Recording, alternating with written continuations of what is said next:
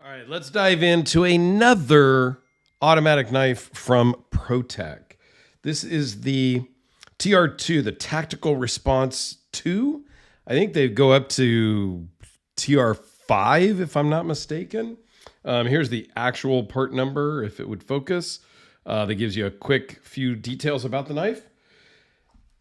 Let's just talk about their package for just a moment. I don't love this slide open, pull it open, and then you've got a plastic bag inside of this. What is this material? Like a canvas, not canvas, but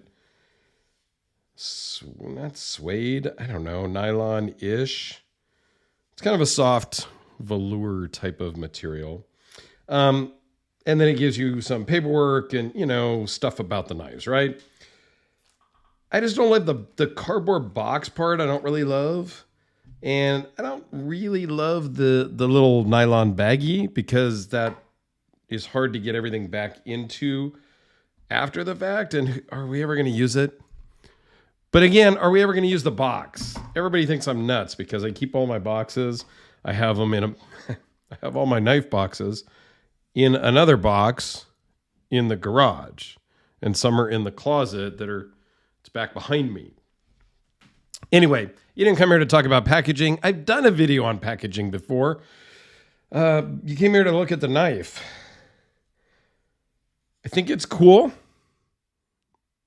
However, it's certainly not for me for a couple of reasons. One, I'm not a huge automatic guy.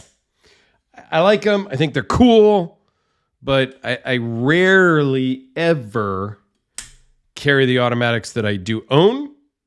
And not just because I live in California, because I quite frankly don't care about the rules. I just do what I do because I'm me. But I just don't like it. They're not very fidgety. Okay. And we will admit that a lot about our knives is the fidget factor.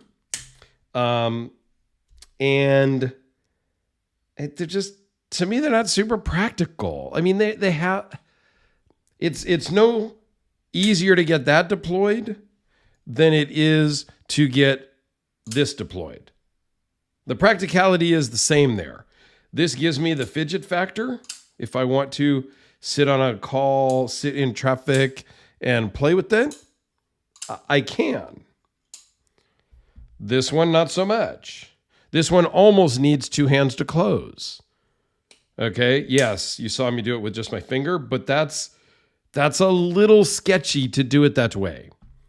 Oftentimes you'll see, they can just put it up against their pant leg and do that. I do that a lot. So the practicality for me is not really there with the automatics in general, but you tell me down below because I would love to hear your thoughts.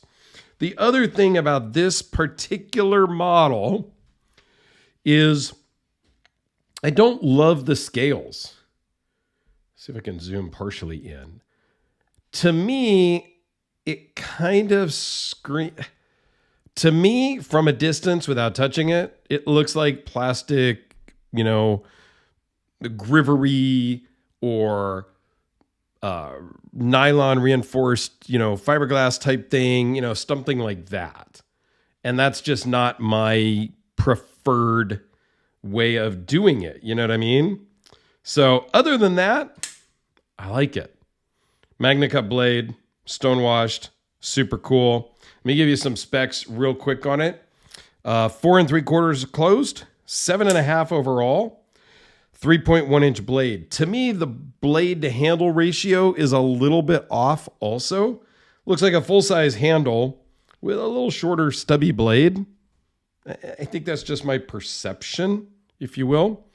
0.017 behind the edge. Magna Cut. Not a bad deal for $225. Weighs in at 3.5 ounces and it's 1/2 inch thick. Now this did come to me from Gil over at Wild About Sporting Goods.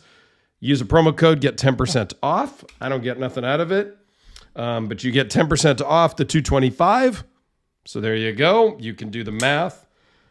I think it's a cool knife. I like the stonewashed. It feels great in the hand.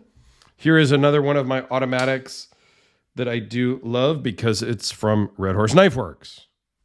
Okay, and I do own an out the front now that's over on the other table. But again, just not fidgety. If I want to have fun with a Hellraiser, I'm going to carry this guy, and then I can do the fidget factor with it. You know what I mean? So to me, that's just it's not the joy of automatics for me anyway. Let me know your thoughts on automatics down below. Do you like them? Do you love them? Do you hate them? Do you think they're just okay? I would love to know. Quick size comparisons with the Sharpie.